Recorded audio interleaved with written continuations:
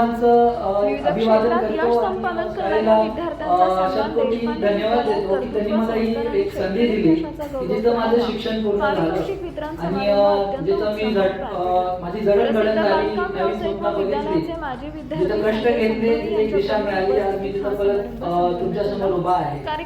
म्हणून मला विशेष धन्यवाद शाळेचे मुख्याध्यापक महेशकुंदे सरांचं आणि व्यवस्थापन समितीचं करायचं आहे. कारण सरांनी मला अगोदर सांगितलं की तुला आम्ही ज्यावेळी कार्यक्रम घेऊ त्यावेळी प्रमुख पाहुणे म्हणून बोलू आणि माझ्यासाठी it was very rare and very precious moments एक होती की पूर्ण मग जेवढं माझं शिक्षण झालं आणि माझे पूर्ण एकदम जुने दिवस मला आठवले. माझ्या आई वडिलांनी जेवढे कष्ट घेतले, माझ्या आजोबांनी जेवढे कष्ट घेतले आणि माझ्या शिक्षणासाठी त्यांनी पाया उभा केला, तर माझ्यासाठी हे खूप स्पेशल आहे.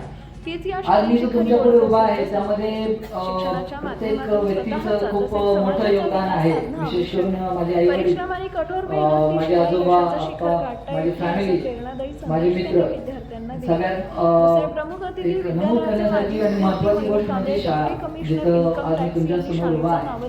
मगाशी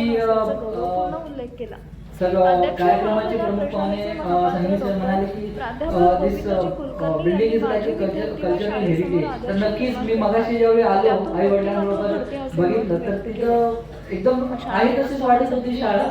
एक वेगळेच वाम होतं. म्हणजे तुम्ही इथून पुढे माझं जे शिक्षण झाले प्रोफेशनल कॉलेजेस एक टॉप क्लास इन्स्टिट्यूट्स मध्ये झालेला आहे, पण तिची जाणीव मिळते, एक सपोर्ट मिळतो, एक आनंद मिळतो तिथं शिक्षणाचा, जिथे एक फ्री माइंड म्हणून आपण शिकतो.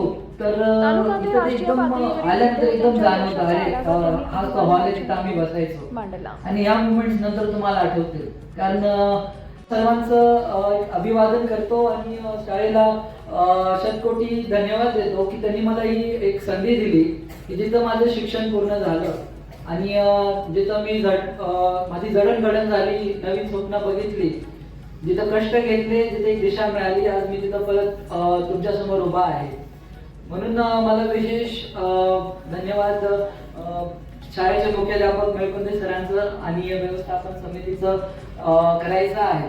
कारण सरांनी मला अगोदर सांगितलं की तुला आम्ही ज्यावेळी कार्यक्रम घेऊ त्यावेळी प्रमुख पाहुणे म्हणून बोलू आणि माझ्यासाठी it was very rare and very precious moments एक होती की पूर्ण मग जेवढं माझं शिक्षण झालं आणि माझे पूर्ण एकदम जुने दिवस मला आठवले. माझ्या आई वडिलांनी जेवढे कष्ट घेतले, माझ्या आजोबांनी जेवढे कष्ट घेतले आणि माझ्या शिक्षणासाठी त्यांनी पाया उभा केला, तर माझ्यासाठी हे खूप स्पेशल आहे.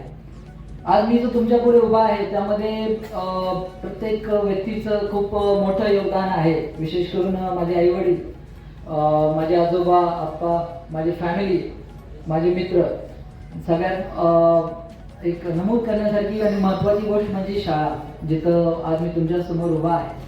मगाशी सर्व कार्यक्रमाचे प्रमुख पाहुणे संगीत सर म्हणाले की this building is like cultural heritage. तर नक्कीच मी मगाशी ज्यावेळी आलो आई वडिलांबरोबर बघितलं तर तिथं एकदम आहे तशीच वाटत होती शाळा. एक वेगळे वाम होतं. म्हणजे तुम्ही इथून पुढे माझं जे शिक्षण झाले प्रोफेशनल कॉलेजेस एक टॉप क्लास इन्स्टिट्यूट्स मधनं झालेलं आहे, पण तिची जाणीव मिळते, एक सपोर्ट मिळतो, एक आनंद मिळतो तिथं शिक्षणाचा, जिथे एक फ्री माइंड म्हणून आपण शिकतो.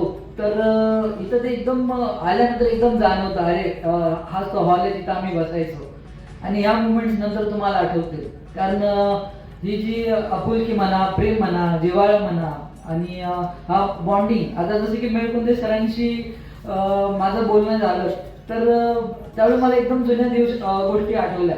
सर एवढे स्ट्रिक्ट होते, आम्ही सर्व घाबरायचो, अजूनही घाबरतो. ॲज अ रिस्पेक्ट सरांना आम्ही अजून पण घाबरतो. पण ती जी बांधिलकी आहे ती खूप रेअर आहे. ती तुम्ही कुठल्याही प्रोफेशनल कॉलेजेस म्हणजे आम्ही जातो तिथे खूप मोठे शिक्षक राहतील, खूप त्यांचं हे राहील, क्वालिफिकेशन राहील, पण दॅट इज ओनली प्रोफेशनलिटी. मगाशी सरांशी बोलताना आम्ही ज्यावेळी चर्चा सुरू होती तर ही वेगळी गोष्ट आहे की इथं एक कन्सर्न असतो. इथे एक पालक म्हणून जेवढे शिक्षक तुम्हाला तुमच्याविषयी जागरूक मिळतील हे नंतर मिळणार नाही. You are on your on.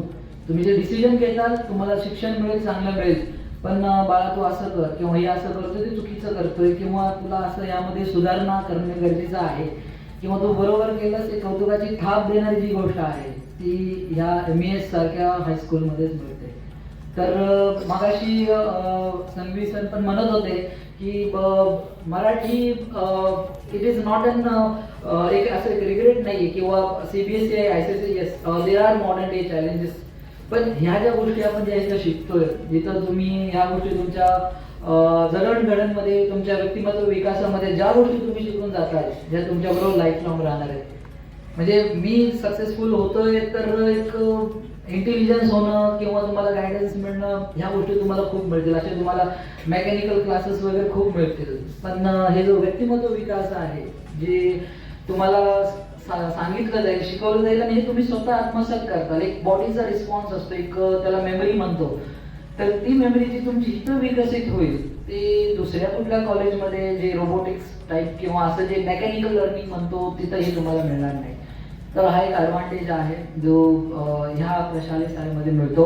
मगाशी मी ज्यावेळी आलो त्यावेळी मेळकुंदे सर भेटले, चव्हाण सर भेटले, शेखर सर भेटले, काळे सर भेटले, जायगोडे सर आहेत.